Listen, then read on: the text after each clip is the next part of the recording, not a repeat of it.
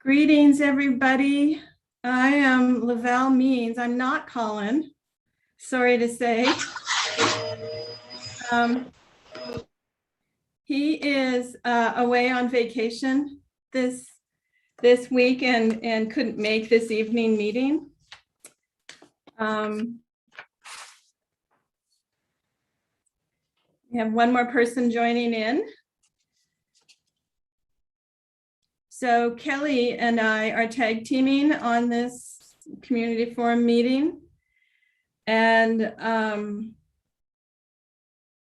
before we get going, I just wanted to also say that Colin is leaving his position and his last day is Friday, October 1st.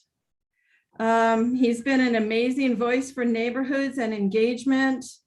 He has been working tirelessly to move the Office of Neighborhoods in the direction of inclusivity and equity and empowerment and engagement for neighborhoods. And he's also been honoring the current systems that provide programs and services to the neighborhood. So I think he's going to be dearly missed. I just wanted to pass on that message to you, let you know that with neighborhood planning being, or the Office of Neighborhoods being a part of community planning, that program has a support system of the rest of us in community planning, and we're working together to make sure Kelly has the support she needs. And we're looking forward to next steps. We'll work through this all together. And I'm happy for Colin. I'm sad for us. And I'm sure you'll be hearing from him. He's still around for another week, and you may be hearing from him in other capacities. But for tonight, it's myself, Lavelle Means again from Community Planning, and Kelly that are going to be tag teaming this agenda. We want to thank you for joining us tonight, taking the time out of your beautiful evening to be here. We have several items on the agenda, presentations to give, but before we really get started, we can kick off with a call to order and begin that with roll call by neighborhood council. So Kelly is going to conduct the roll call. Hi, everybody. Hey, Kelly. Doesn't look like we have a quorum, but we'll call them. Okay, Captain John Mullen. Farviews Patty Canyon. Franklin to Fort. Grant Crick. Here. Heart of Missoula. Lewis and Clark. Here. Lower Rattlesnake. Here. Miller Creek, Moose Can Gully, North Side, West Side, Riverfront, River Road, Rose Park, We're here, Kelly, thanks. South 39th. Is that you, Carol? Yeah. You're muted. You're muted, Carol. Sorry, yes, I'm here for South 39th and Moose Can Gully. Okay. Southgate Triangle. Two Rivers. University District. Upper Rattlesnake. Wow. Uh-oh. I see a lot of names and they're all muted. Yeah, a lot of them are city staff. We only have 5 people from the neighborhood or from the neighborhoods. So we don't have a quorum.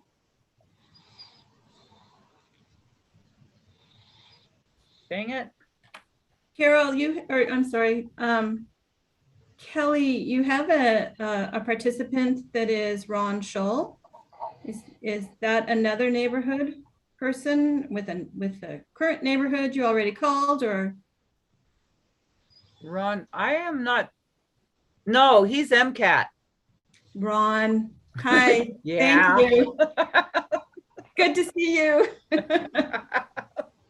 It's been a long time since I've worked at meetings with MCAT, and of course I recognize the name now, so thank you for that. Okay, well, we do not have a lot of, the only item on the agenda that would have required a vote and a quorum is the approval of minutes, so we can hold off on that item until you have a quorum. So if that sounds good to all of you, the next item on the agenda is for public comment on non-agenda items from audience. And I will just check the attendees list again, and we have nobody in the audience besides who is here. And then, as Kelly mentioned, the other folks that are present here as panelists are here to give you presentations and information on what's going on. So without attendees, we can hold for just a minute or two to see if anybody joins us, to see if there's any public comment on non-agenda items.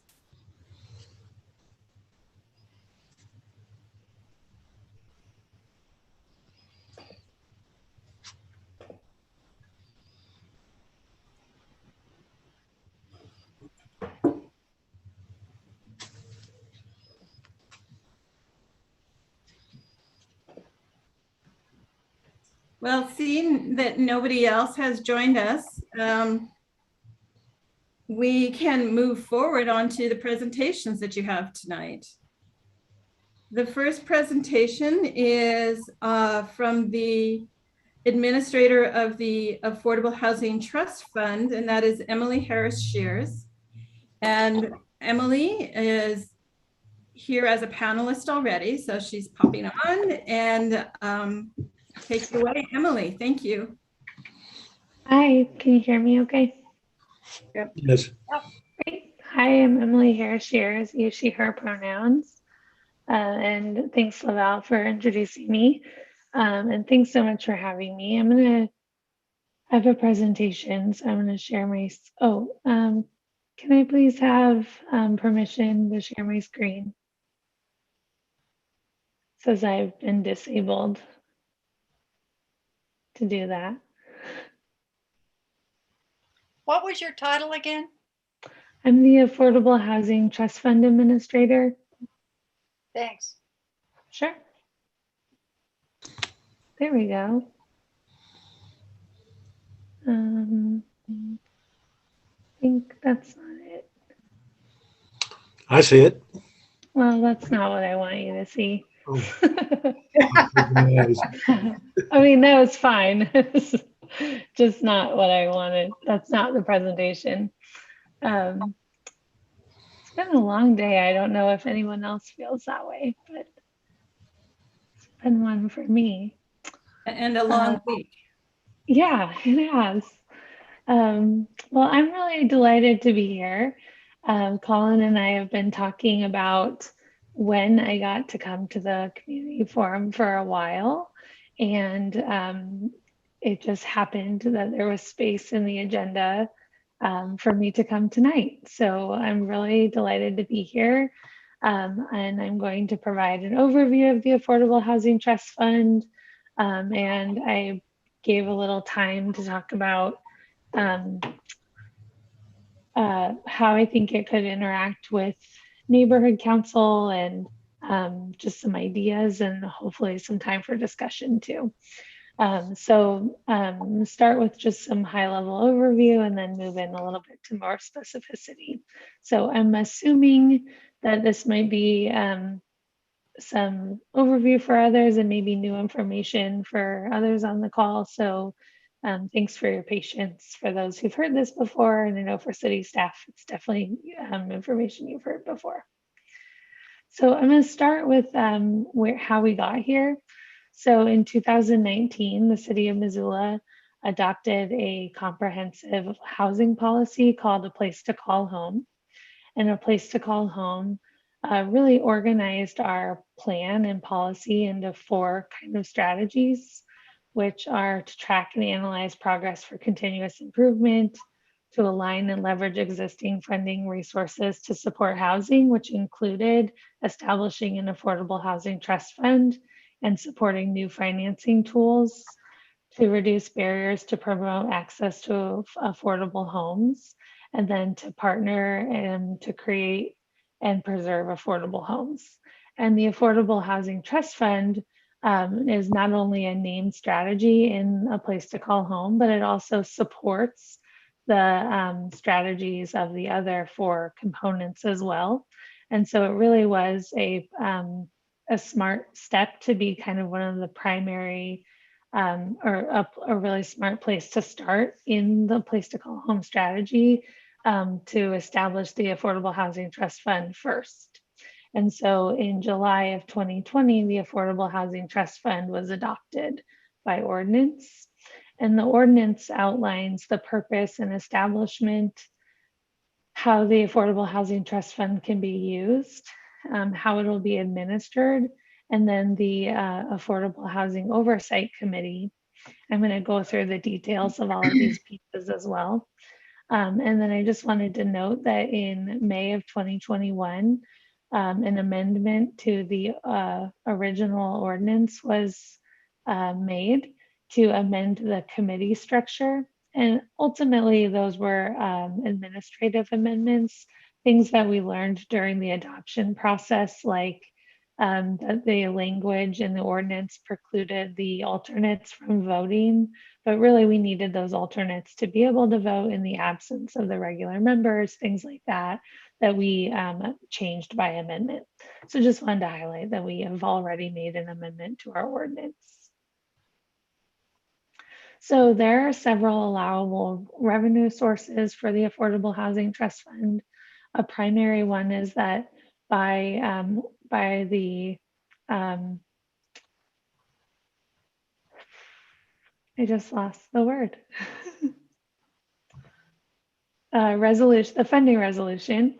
It outlines that annually a minimum allocation from the general fund will be made of $100,000 each year. And then we can also bring revenue into the trust fund by the sale of city-owned land. We can also accept grants, private donations, bequests, or contributions, principal and interest made from loans to the that were made from the trust fund. We can also collect principal and interest back into the trust fund as revenue, fines and penalties from those loans, and then other funds that are deemed appropriate or suitable to the trust fund can be added at any time or from time to time. So really flexible, and that gives us a great flexibility to add revenue sources we have a goal, a resolution, a capitalization goal that was named in the funding resolution to capitalize the trust fund, which means having basically a continuing revenue source of $10 million within the first 5 years. So that's one of my primary goals, is to have that set by the time we reach 5 years. And I just wanted to highlight our fiscal year 2022 budget is $3.4 million. And that is comprised of $726,000 of rollover from fiscal year 2021. We have not at this point made any awards from the Affordable Housing Trust Fund. And so that's where the rollover is coming from. We only made some administrative purchases to things like a contract for a consultant. And then we had a land sale. We're anticipating a land sale, which was approved in the fiscal 2022 budget for $2 million. We received an allocation from the American Rescue Plan Act for $600,000. And then a general fund allocation of $100,000 in this budget cycle, which brings us to $3.4 million. Oops, my goodness. And then there are a broad range of allowable funding activities that we can participate in the trust fund, which include funding purchase of land for the construction of affordable housing, preservation of existing affordable housing, conversion or renovation of buildings, financing or infrastructure to support affordable projects, acquisition, development, and construction, the upfront costs that are associated with permitting or development fees, consumer housing programs and services. That includes things like tenant education, or there's a project in the city of Missoula called the Centralized Housing Solutions Fund, which is essentially a flexible pot of money for people who are unhoused, who are finding permanent housing solutions and need things like deposits or application fees or first month's rent. That's an allowable project to be paid for by the trust fund. Can also provide loan guarantees, provide gap financing, and then we also are able to draw up to no more than 8% of the total revenue from the year for city administrative costs. So that includes salaries or other administrative costs to run the fund. I mentioned the Affordable Resident Oversight Committee that really provides the guidance and oversight for the trust fund. And I wanted to just highlight the membership of that Affordable Housing Resident Oversight Committee. They meet monthly on Zoom, currently on the second Wednesday of the month. It's a 12-member committee comprised of 10 regular members and 2 alternates. There are 3 ex officio members, which include the mayor, a city council member, and the executive director of the Missoula Housing Authority, or any 3 of their designees, but currently there are 3 participants, and then a compilation of community members with a variety of expertise and roles. And you can see their membership and participation here. We're very appreciative of their time and commitment on this oversight committee. And the oversight committee's role is really to provide key functions of the trust fund, including adopting the administrative policies to set the reserve balance for the trust fund. That is a hold or set aside amount of money that can be withdrawn from throughout the year for projects that the community brings to us that are not allocated in the full award cycle or the typical award cycle. So kind of like an emergency award cycle. And it's up to the oversight committee to determine how much money we should hold within that reserve balance. That's a policy set within the administrative policies. And then also they are responsible for setting the annual allocation plan, which is kind of like a high level of budget, and really is an opportunity to set the priorities for the year for the trust fund, to help us understand what the needs and priorities are for the community. And then the resident oversight committee is not responsible for making funding decisions for every project that's funded by the trust fund. And I just wanted to highlight that really important detail. So we are currently in our first funding cycle for the Affordable Housing Trust Fund. Very excited about that. And we are calling it the Innovation Funding Round. It is an off-cycle funding round, which means that we will run an on-cycle funding round later this year in partnership with our federal funding partners that run the home and community development block grant funding cycles. And we'll call that a unified application round, and we'll run that in January or February. But right now we're running an innovation round, and it's currently $300,000 available for projects that preserve or create affordable housing in Missoula. Nonprofit and for-profit partners are eligible to apply, and new and in-process projects are eligible, and we can award grants and loans. And it closes tomorrow at 4 p.m. So too late to sneak in a project probably. Go ahead. Do you have applications now? How many? We're anticipating 3 applications. So we did not do a pre-application or anything, but we did have a period where people needed to let me know by Monday if they were planning to apply. And I heard from 3. So we're expecting to receive 3 tomorrow and by the deadline. So we're really excited about that. And actually just this afternoon, I met with the scoring committee to go over that process. So all the pieces are falling into place. Very excited about that. And we are also using this as an opportunity to respond to community need for housing solutions right now. Otherwise, we would not run our first funding round until, as I mentioned, January. And that would also mean that we wouldn't typically really have our first contracts out until July, which would mean that the trust fund had been in operation or in adoption for 2 years, but our first grant making, really wouldn't get out the door for 2 years. And that just didn't feel like a responsive community approach. So this pushes us up just a little bit, and it also allows us to really embrace that community, or that cycle of community process and ability to keep testing things and change as we go. And if we learn things that don't work in this round, we can change them for next time. And it allows us to distribute funds to projects that are in process or ready to get started now. And it'll let us hone and test things and adjust them as we go.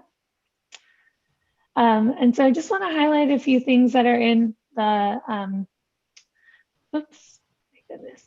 in the policy manual that I think that are relevant to your group.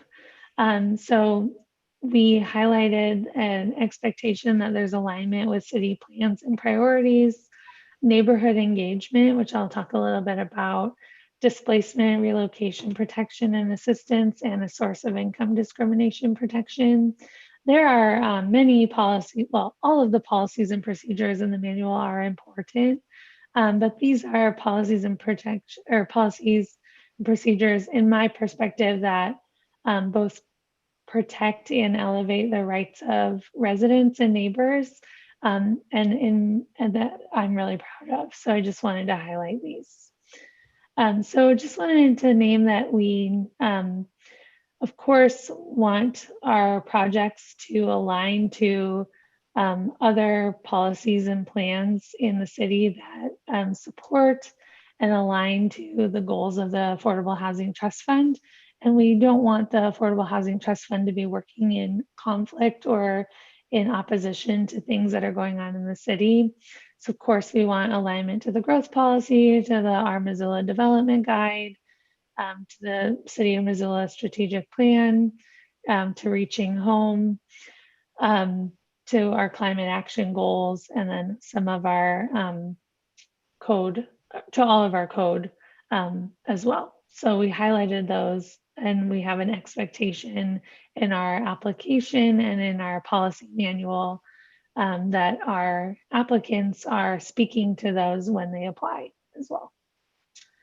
And then in neighborhood engagement, we encourage developers and organizations that are applying to attend neighborhood council meetings, to present their plans early in their project designs, to make time and space for questions and answers, to provide a feedback period for neighbors to express support and raise questions and concerns, to share plans with community planning, development, and innovation, to post on Engage Missoula and use other strategies to engage with neighbors in solutions. And the neighborhood engagement process that they take will be assessed as a part of their application process. So we just wanted to highlight that. And I think that this is also a place where neighborhood councils can be great partners to the Affordable Housing Trust Fund and to developers and organizations that are applying and developing projects. And then I also want to highlight our displacement and relocation protection and assistance. So the City of Missoula takes reasonable steps to minimize displacement of tenants as a result of projects funded with investments funded by the trust fund. When it's an avoidable component of a proposed project, the developer is expected or must submit a relocation plan with their initial funding application, and it needs to include the identification of a community liaison, the notification plan for tenants, whether they plan to compensate or reduce the financial hardship caused by the displacement or relocation for tenants, and then the potential of whether there could be a priority placement for those impacted tenants in the new units that are created. So it's not an expectation that there will, but a question of whether there could be. And then the final one I wanted to highlight is the source of income discrimination protection. So this says that properties that are developed with trust fund investments cannot discriminate against applicants for housing that's based on their sources of income.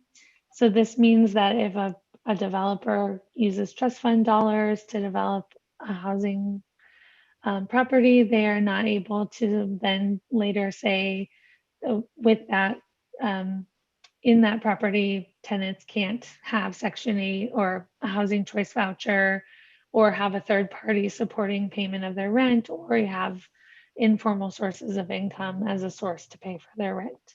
So this is intended to widen the net of who is eligible to rent those units. So I want to open it up and ask if there are any questions. Kelly, am I doing okay on time?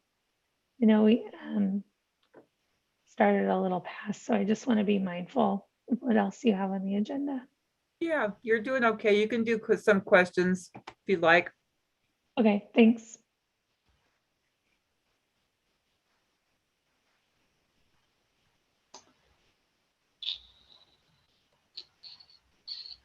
Are there any questions? Okay. Maybe not. Thank you. Well, I have one more question then. I have a question. So I have a discussion question. Colin told me I could bring one. It's my signature. So I guess I would just ask, in what ways would you like actually I have to move my Zoom to see what my question was, but in what ways would you like to see your neighborhood engage with the Affordable Housing Trust Fund?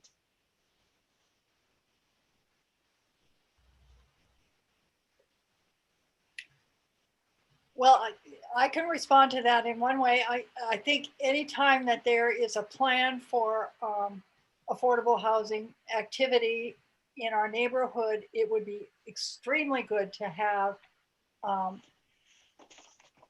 that brought up in a neighborhood council meeting and allow neighbors to do that. Something occurred a year or two ago in our area, and it got people all riled up about it. And it would have been good to start communication earlier. So Yeah. I think that's a good policy.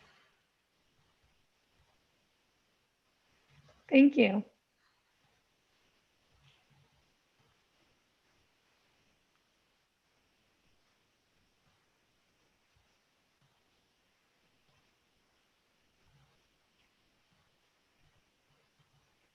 Anybody else? I agree with Carol. This is Colleen Beal, Lewis and Clark. I think the earlier that the neighborhood is aware, even if it is somebody just checking things out, I think that's really important. We have a lot of affordable housing on the perimeters of our neighborhood, and where they actually could put something, there probably is something, but it would be nice to know that those homes wouldn't be impacted as much. Not so much as the individual homeowners, but the people that live in the affordable housing aren't jeopardized by more housing, so that their area is reduced, I guess would be the word, for parking and kids going to school and all those big issues that can happen. Thank you.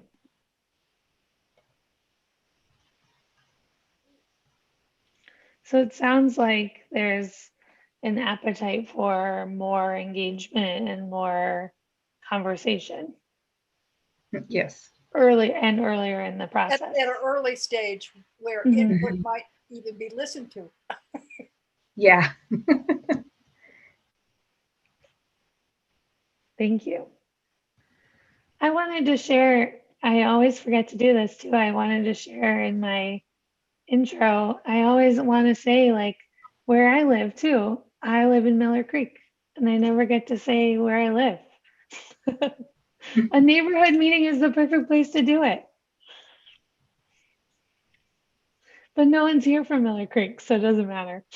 It does. You It's are. important. You are. So true. Thank you for sharing that important point, Emily.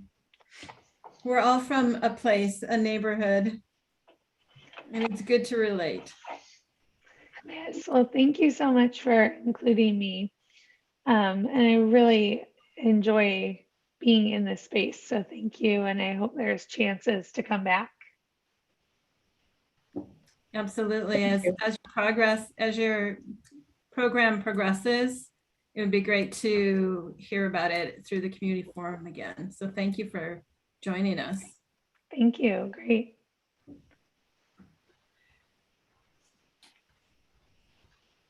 Well, moving on, you have another presentation, and this is from Ben Brewer. He is going to be providing a presentation on the growth policy 5-year review. So this is with Ben Brewer. Thank you. Thanks, Laval. Can everyone hear me okay? Or Yes. am I Yes. coming through? All right, thanks. Well, my name's Ben Brewer, and I work with Laval in the community planning section and the new CPDI, Community Development Planning and Innovation Department. And I am excited to be able to come here this evening and let you know about a project that we are working on. Can everybody see the screen here that says Growth Policy 5-year review at the top? All right. So every 5 years, cities are legally mandated through state law to review the growth policy and determine whether it should be changed or updated. And so the city has conducted our first review of our current 2035 our Missoula growth policy. And so we are to the point where we've done our kind of internal review of it and initial review, and now we're able to make it or release it publicly and look for comment and input and feedback. So this is mainly a presentation to make sure you're aware of that, and if anyone here has interest or is contacted about this through the neighborhood system, so that you're more aware of what the project is. We're going to be sending out soon kind of more of a blast out to the neighborhoods to get the word out. But this is a chance to kind of talk through what this is and what's available and what we're looking for and what opportunities there are to engage with this. And so I'm looking forward to doing that and just answering any questions you might have about it.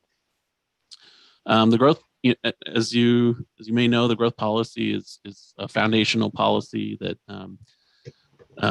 cities use to implement land use strategies and that inform our regulations, especially the zoning as well as subdivision regulations. So the policy is generally responsible for guiding planning for future growth in the city over the next 20 years. And it ties into or informs a lot of other policies that the city adopts as well. So we're doing a review of that now, because we're required to, but it's also, gives us this chance to step back and take stock and take a look at our growth policy and see how it's holding up, especially in the face of challenges and change that we're experiencing, in our community that has either happened since we adopted the growth policy or become more heightened or more pressing. So I'm going to run through what is involved in the review that we did as at the staff level. And when I say staff, I mean primarily some of us planners in the community planning section here, but we were also given support and guidance through a functional working group that was interagency and cross-departmental. It was a group of 8 or 9 other folks from around the city and the county that were also kind of helping steer this project and giving us guidance and whatnot. So basically the basis for this review is contained in the growth policy itself, and it consists of about 9 criteria, and so our review basically was aimed at evaluating and giving and responding to these criteria, and that's contained, and then that's the point that we're at now, where we've put that together and made it available, and it's available for review by the public and then response and comment. And that's kind of what we're looking for now, is to get feedback on whether we're getting it right or not considering some things or others that we should be. So that's where we are now. And I do just want to clarify at this point too, that this is where we are in this process is that it is a review only, and this sets up the possibility of updating the growth policy, but that's not what this project is. This is more of a analysis or evaluation of the growth policy, and what we're hoping to do with it is have it lead to recommendations of what future work on the growth policy could or should be, and that's the kind of thing that we're looking for comment on as well. But this project itself is not, we're not in the process right now of updating the growth policy.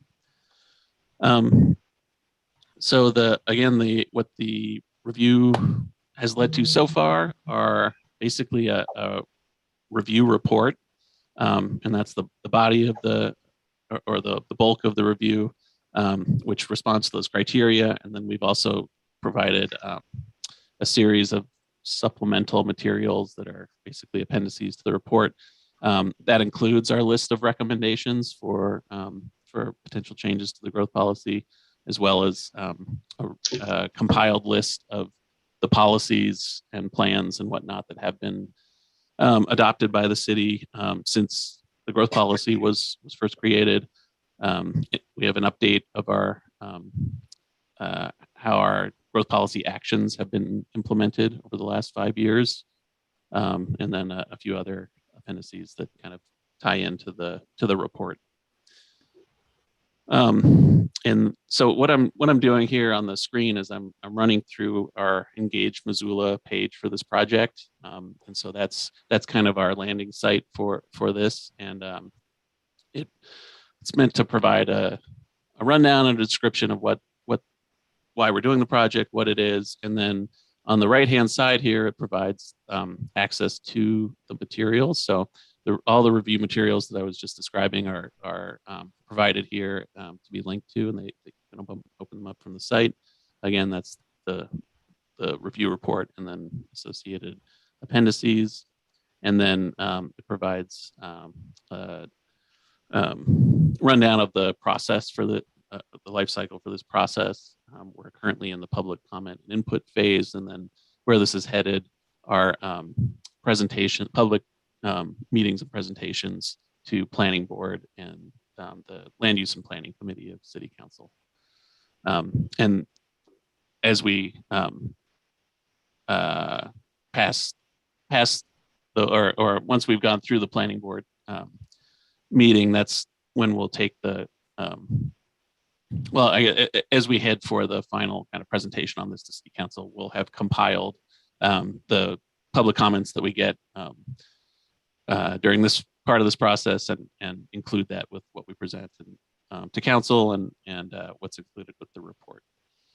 And so finally on this page, there's that I want to just run you through. There's 4 kind of ways to comment through this page. One is called a quick poll, and it's answering a single question, just to kind of get a pulse from people who respond to this on what the most pressing issues you think are facing Missoula. We also have a tab for public comment in written form, just any kind of, whether it's a quick specific comment that you want to point out about the growth, something in the growth policy that we should be aware of, or kind of a more long form response to whether you think it is still expressing the community's vision accurately or not. This is a place to put that. We also have an ideas tab, which is more free form, I guess, way to provide insights or ideas for things that we should be incorporating, maybe from other places or that are being done elsewhere. And then finally, we have a map, interactive map tool that allows you to point things out about the land use map, which is part of the growth policy itself.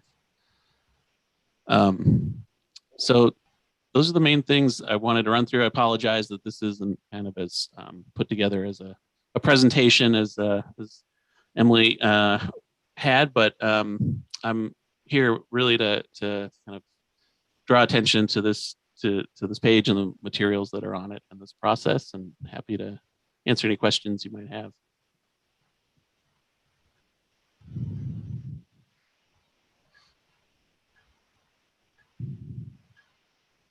The 2035. Mm-hmm.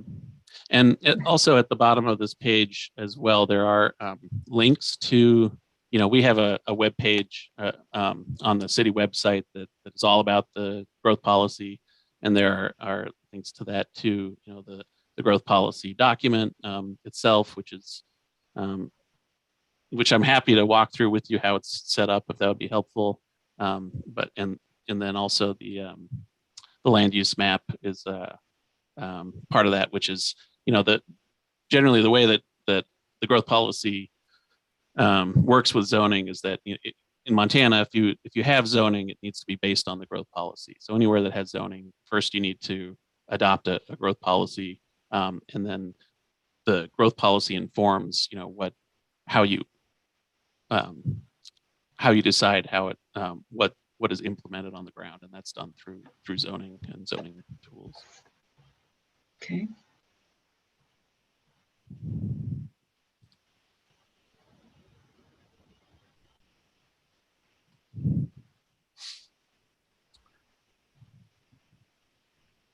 Thank you. And again, Ben.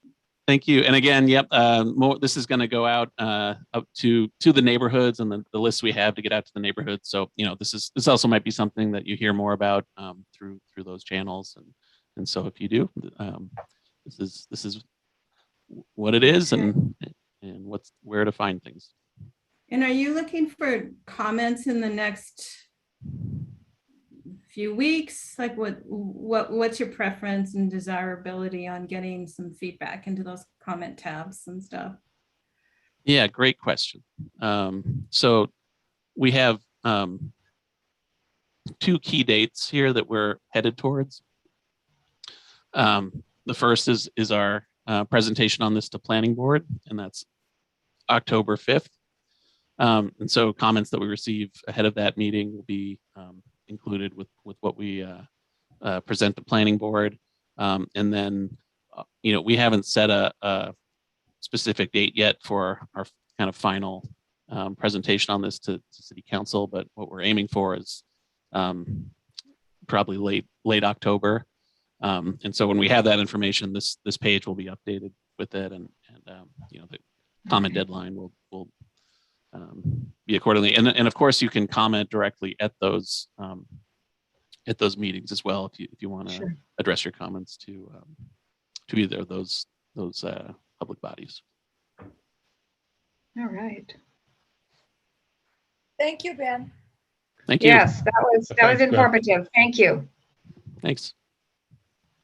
Thanks. And everybody, you'll probably be getting an email from as part of the neighborhood listserv with the reminder link for this. And hopefully you can spread the word also to anybody that might be interested. There's a lot of different ways to participate in it, from the quick comments, the quick poll, to really studied information. You don't have to read the entire growth policy. But you can if you want to.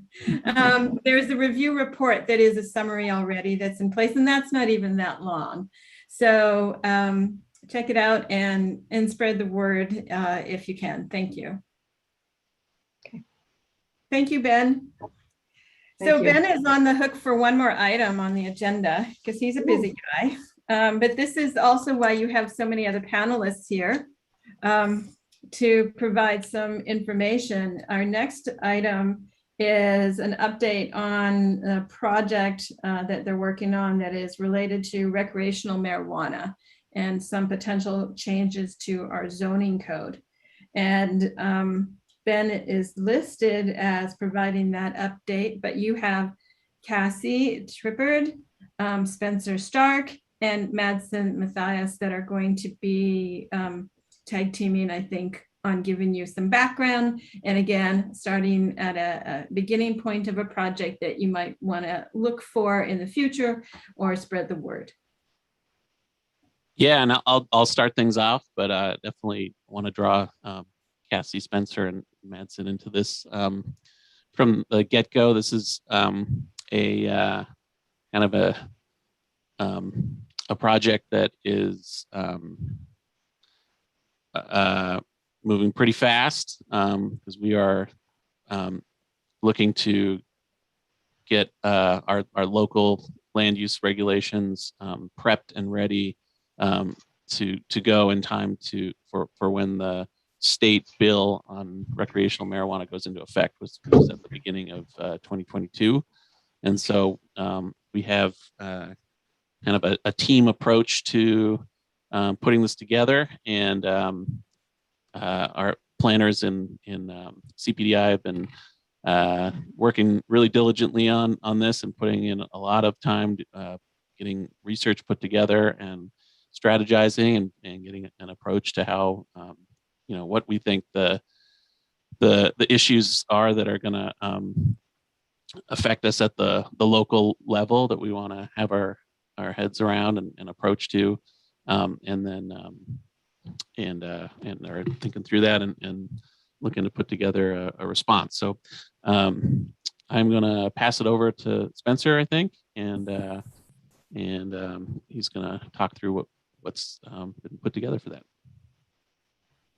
Thank you, Ben. As Ben stated, we are kind of moving a little bit quicker than we typically do, and that's because we've got some timelines, compressed timelines, with the state issuance of adult use recreational marijuana licenses. So to provide some background, last year in November, voters approved Initiative 190, which spurred the state legislature to pass House Bill 701, which created the framework for adult use marijuana regulations in the state.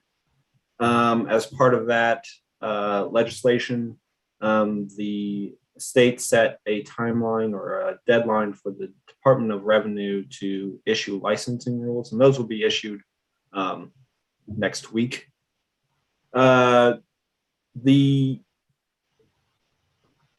The issuing date of those licenses will begin on January 1st of 2022, with the caveat of that only existing medical businesses licensed or in the process of being licensed before November 3rd of 2020 may apply for recreational business licenses up until July 1st of 2023, when those business licenses will be available to the broader public.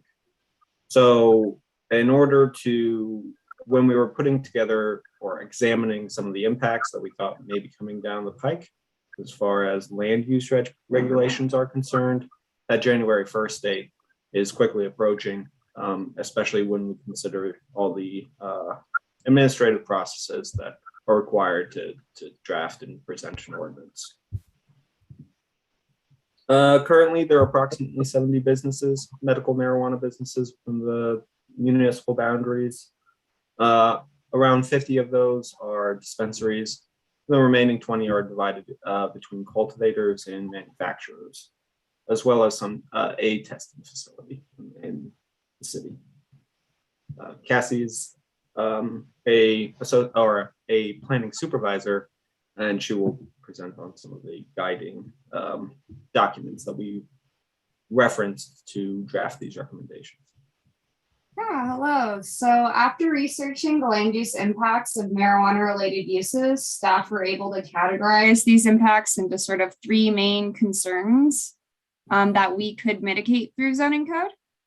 Staff decided the impacts don't vary between medical and recreational marijuana uses, so they're treated the same for consistency.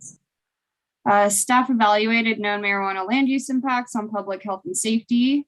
Fewer impacts were identified with retail sales than with cultivation or manufacturing uses. And that's because marijuana product manufacturing uses are more likely to utilize chemical extractants and heat and pressure. Cultivation requires proper ventilation, attention to humidity to prevent mold, and proper disposal of wastewater and solid waste. Marijuana uses have the potential to impact neighborhood character as well. Marijuana uses include dispensaries, cultivation, and manufacturing of marijuana products. Each of the business activities impacts surrounding neighborhoods differently. For example, a retail dispensary is better suited for commercial areas with other retail businesses, mixed use developments, and similar structures, whereas manufacturing is likely to produce impacts more suited for industrial areas away from these commercial corridors and residences. Staff will also address how commercial cultivation within homes is likely to impact residential character. And the map of existing businesses on the previous slide showed a saturation of dispensaries within certain areas like downtown or over near the intersection of Broadway and Russell. If dispensaries continue to cluster, they could lead to a lack of diverse uses in particular neighborhoods, affecting urban form and access to amenities. Additionally, to obscure marijuana products and provide security, many dispensaries have installed frosted glass or otherwise opaque windows. And this causes a lack of storefront transparency, which is important for active street frontages and visual interest when people are walking or driving by. All right, next we'll go on to the growth policy. So the 2035 Our Missoula City Growth Policy is the guiding regional plan for the city of Missoula. Zoning regulations aim to implement the goals and vision of the growth policy. So impacts were analyzed and then compared with these goals to shape these zoning code revision recommendations. Goals relating to neighborhood character, promote neighborhood accessibility to amenities and services, support efforts that diversify the base economy, and identify appropriate locations for industrial uses. These goals can be implemented by appropriately defining and zoning marijuana-related uses, limiting saturation of retail dispensaries to promote access to a mix of services as well.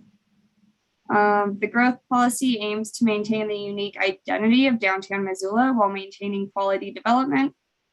Additionally, a diverse base economy is essential to all commercial areas, and these goals relate to protecting quality of urban form, including active commercial storefronts and promoting access to diverse uses. Lastly, goal 1.16 of the growth policy calls to identify best practices for implementing crime prevention through environmental design. And I'll explain this concept more in a later slide, but it promotes visual connections between public and private spaces to improve public safety. Back over to Spencer for our first recommendation. The first recommendation is pretty straightforward. We currently don't have a in our zoning code, our Title 20 zoning code, which we don't distinguish marijuana businesses from other businesses. We've been treating cultivation as a manufacturing use, retail dispensaries as retail use, and then manufacturing is somewhere in limbo. So we've decided to apply more specific regulations to marijuana uses. Lots of them are already in line with what we're currently doing. We're just legitimizing them, codifying them to give clarity to the potential businesses coming to the city and to residents. So the first class of marijuana businesses are those cultivating marijuana, which is the growing, harvesting, and curing or drying of marijuana. We've broken these up to align with the state classifications of cultivation licenses. The first being artisanal manufacturing, which would allow for those cultivation facilities in the micro and tier 1 classes, as defined by the state. Those are cultivation operations that are no greater than 1,000 square feet in canopy area. Canopy area is the area in which the plants are contained and includes all the structures used to support them. That can be any bases or trellises. Sorry. These, the micro and tier 1 cultivations would be allowed conditionally in B1 and B2 districts. These are like entry-level business districts, and would be allowed outright in B3 districts, all commercial districts, and all industrial districts. The second level of cultivation would be considered a limited manufacturing use, and would permit tier 2 cultivations. This would be cultivations between 1,001 square feet and 2,500 square feet in canopy area. These would be allowed conditionally in B3 and permitted outright in commercial districts and all manufacturing and industrial districts. Finally, the tier 3 through 12, which allows for canopy areas between 2,501 square feet and 50,000 square feet, would be considered a general manufacturing use. This would be confined to our limited in heavy industrial areas. That is how we propose to treat cultivation. Retail dispensaries, we've proposed to treat as general retail, which is how we've been treating them up until now.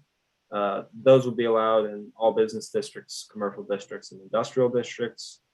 Manufacturing, which is the process of extracting concentrates from marijuana.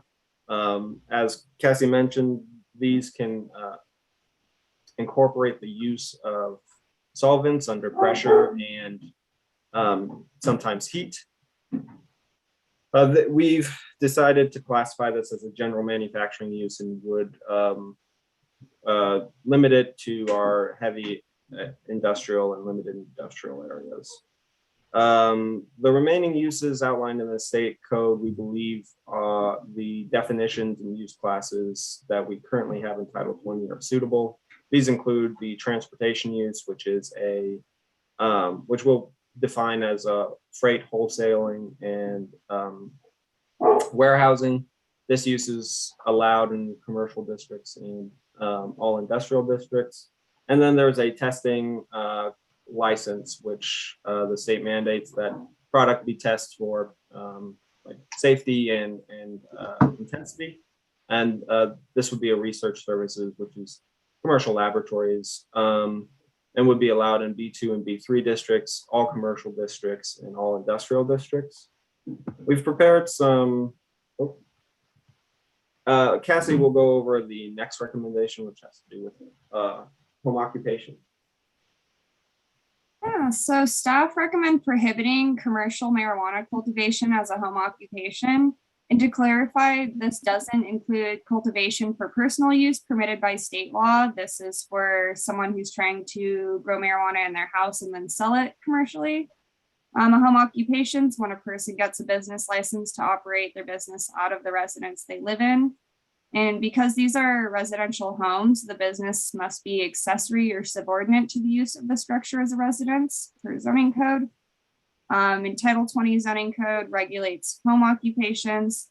The current ordinance states that home occupations which alter the residential character of the property are not permitted. Additionally, home occupations that produce noise or odor are not permitted. So staff are finding that this use doesn't really align with our existing home occupation ordinance. Cultivation is energy intensive and produces waste products and wastewater. Commercial and industrial locations are often better suited to accommodate the electrical and waste needs of these operations. And building standards do not adequately address public health and safety concerns for home-based cultivation and are more difficult to enforce at residential locations, specifically in relation to proper ventilation, safe electrical setup, and prevention of mold. Currently, there are permitted medical marijuana cultivation home occupations in Missoula. If council voted to prohibit cultivation home occupations, these existing businesses would be considered legal non-conforming, which means that they're allowed to continue operating until they intentionally abandon that business at the location.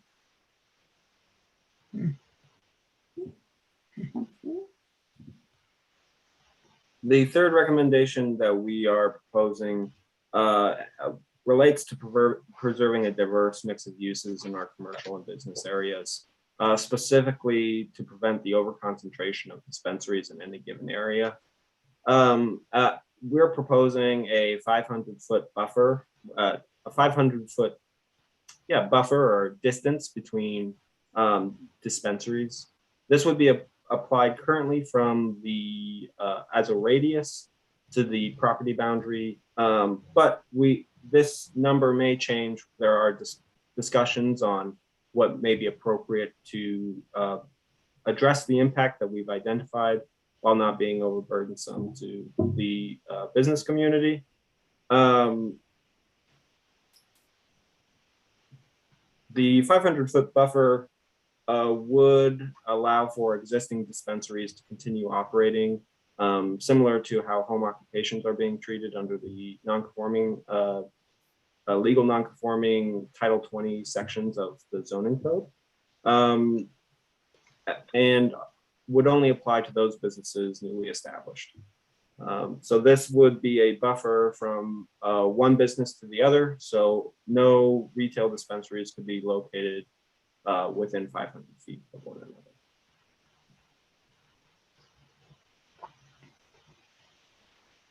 Right. Moving on to our last recommendation. To obscure marijuana products and improve security, dispensaries around Missoula have been installing frosted glass windows or otherwise obscuring view from the public street.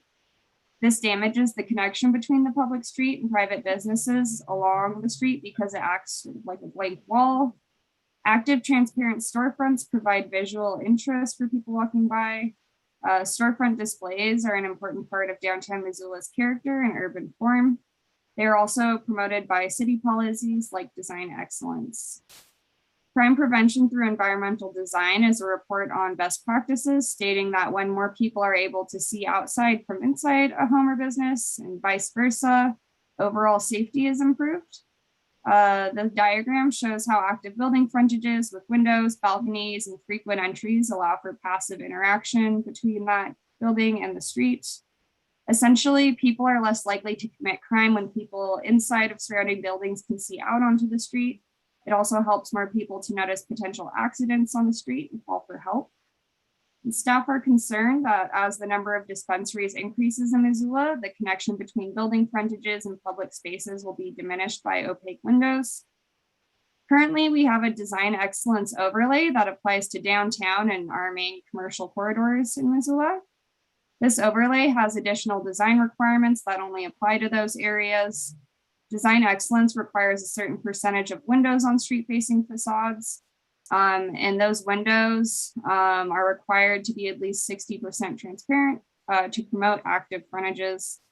This requirement only applies in those specific areas. However, not all business, commercial, and industrial zone parcels are included in the overlay, which means they don't have to comply with this requirement. Staff are recommending that we apply the same glazing transparency standards to dispensaries everywhere in town, not just in the overlay. We understand that businesses still need to obscure the merchandise, so we would offer alternative methods to meeting the transparency requirements, like creating a lobby area in the front of the shop where you enter into a back retail area, making changes to floor plans, or providing lit window boxes that could be used to display things like art or non-marijuana related items, since state law does prohibit advertising them, just to boost that street frontage interaction. And you can see that some of the businesses in the photos are within design excellence, like downtown, but don't meet the requirements. These windows were generally installed without planning staff knowledge and didn't go through zoning review. So staff will ensure future businesses comply with both the existing regulations for design excellence, and then if city council chooses to adopt it in the rest of town, by notifying applicants of the requirements when they get their business license and building permit.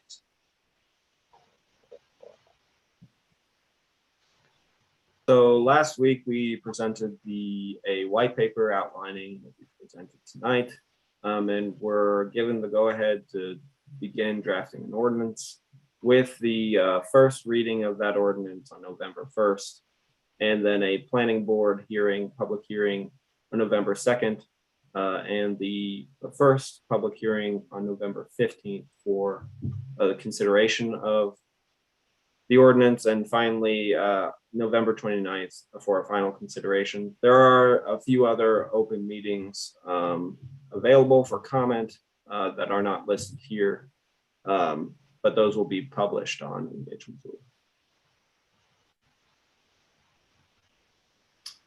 In conclusion, CPDI, Community Planning Development Innovation, is proposing 4 land use regulation updates or amendments.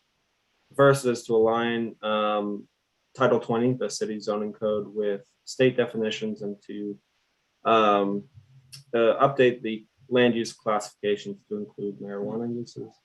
The second is to prohibit commercial cultivation as home occupations. The third is to preserve a diverse mix of uses by implementing a buffer. At this point, we're proposing a 500-foot buffer. And the fourth is to limit non-transparent glazing to encourage street front activation and safety. That concludes our presentation. We're open to questions, comments, concerns at this time. Thanks, Spencer and Cassie. And I just wanted to follow up and make sure that it was clear that there is also an Engage Missoula page for this project. And so the information about the project, but also about the upcoming meetings and chances to engage with this and provide comment, deadlines for comment and things like that are all listed on that Engage Missoula page. So that's a resource that you can use and people in the council systems can use. And there will also be, notifications coming out that go out on the neighborhood listservs and everything about this as we get closer to rolling out a draft ordinance, which should be coming up fairly soon in the next couple weeks. Does that sound right, Spencer and Cassie? Yep. Okay. Well, thank you. This is, again, early in a process, but it's a project that's going to move quickly. So if you've got thoughts or comments or know other people that would, certainly spread the word and check out that Engage Missoula page for that particular project. It's becoming a really great resource for a lot of things. So check it out anyway. And if there aren't any questions on that, I think we can move on to the rest of the agenda. Does that sound good? Yep. Thank you. Thank you, team. Yes. This gave a great overview. At this point, I'm going to hand over moderating to Kelly. Where is Kelly? Okay. There she is, and she's going to pick up on item 4 on the agenda and take it away. Thank you, Kelly. Okay, so we do have a few things to say here. The neighborhood and the citywide mapping. It's on our website now, and it's really neat. It allows people to search for an address, and it'll tell you which neighborhood, and it'll show the boundaries that it's in. And it's displayed in a colored area. It will also tell you what ward, what city council ward in the boundaries that address is in too. And that will be displayed in like a dashed outline. So you might want to check it out. Our website is changing. We also have a new logo. I don't know if everybody has seen that yet, but you'll be seeing it on everything. We will be putting it out there. We're going to really brand the neighborhood as much as we can. So you'll be seeing that. It's really pretty. It's really nice. Like back to the website, we're beginning to add a lot of different items to the neighborhood website, such as like how-to guides, the neighborhood handbook, and the new bylaws, and many other different guides. There's about 12 of them on there. So I don't have them on there yet, but I'm going to, and when I do, I will send out an email so everybody can look at that. We're really trying to vamp up our website and make it more items there so people can move around it a little bit easier and find information. And then I have an update on the 3rd and Myrtle. This came from Ben Weiss. In 2019, business owners raised a safety concern at that intersection because somebody nearly got hit by a car. So Ben and his team looked into the situation, and they ended up applying for a grant from AARP. And the grant paid for bulb outs and associated artwork and 2 temporary ADA ramps on the north side of the street. And the final project included a water main replacement, hydrant repair, new permanent ADA ramps and curbs on the south side of the intersection, crosswalk striping, picnic tables, planter boxes, and a new bike racks. So that was a heck of a complaint.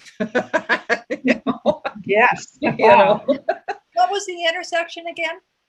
It's Third and Myrtle. It's right off of Higgins. You know, you turn on Third there as you're going Oh, yeah. going south, and then you go down. It used to be like I think Carlos was on there, Bernice's Bakery.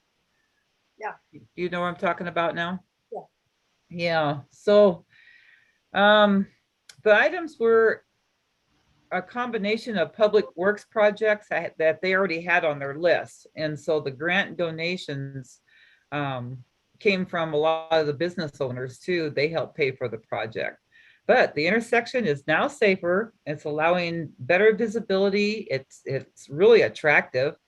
And Ben said they are continuing to monitor the effects of the traffic, like vehicles, bicycles, pedestrians.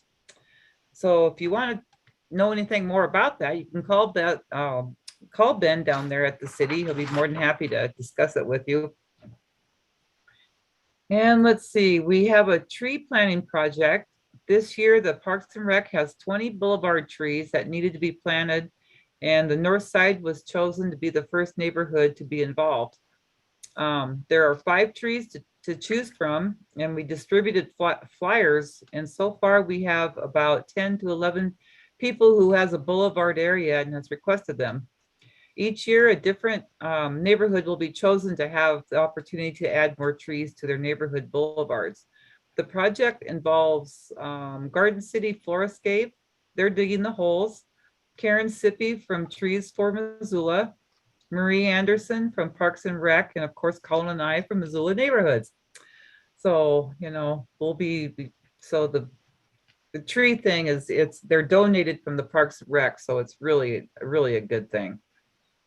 And then last, we have a candidate forum going on. The Women's League of Voters and the Missoula Neighborhoods is conducting a candidates forum. Due to the COVID, there has been some changes that won't allow an in-person forum. So we are going to be conducting it through a Zoom webinar. The public can join the meeting or watch it through MCAT or through the city's YouTube. But nobody will be able to speak or ask any questions. There's 3 sessions. They begin on Wednesday, September 29th at 6, October 6th at 6, and October 13th at 6. I did send out the press release that we sent and in the digest today. I think you guys are all on the digest, so I'm pretty sure you all received it. It gives you the link so you can join if you wanted to listen to the questions and answers of your city council and your neighborhood. So, do I have any questions? Can I just follow up on Kelly? I'm sorry. Oh, go ahead. This is Laval. Regarding the candidate forum, even although we're not taking questions the night of, we are asking that questions could be submitted in advance. And we're doing that, for each candidate forum night. So asking if questions could be submitted by the Monday before, and then the League of Women Voters would be involved in making sure we just haven't got duplications, and they will be moderating for, equal amount of time for every candidate. And they've done this tons of years in the past, and it's a great process that they've worked out and they've developed. But that's how we'll be dealing with questions, is we're soliciting questions right now and asking people to send questions to Kelly. Is it contact at? It's in that list of the email and the press release that she'll be sending out. Yeah. There's an email address to send questions into, and then that way it can be organized in advance and equal time for everybody. So send in your questions. I know you're thinking, Bert. I can see you.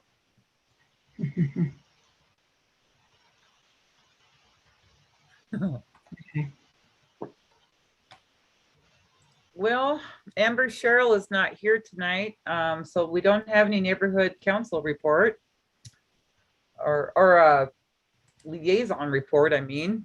Does anybody, do you guys have anything do you want to report?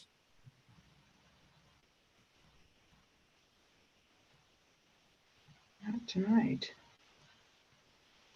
No? No. No? Okay.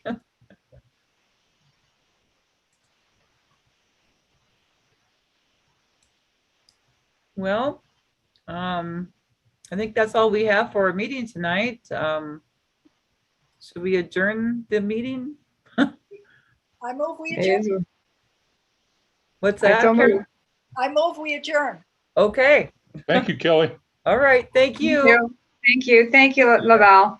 Thank you, everybody. Yeah. Thank you, everybody. Have a good night. Thank you. Good You night. too.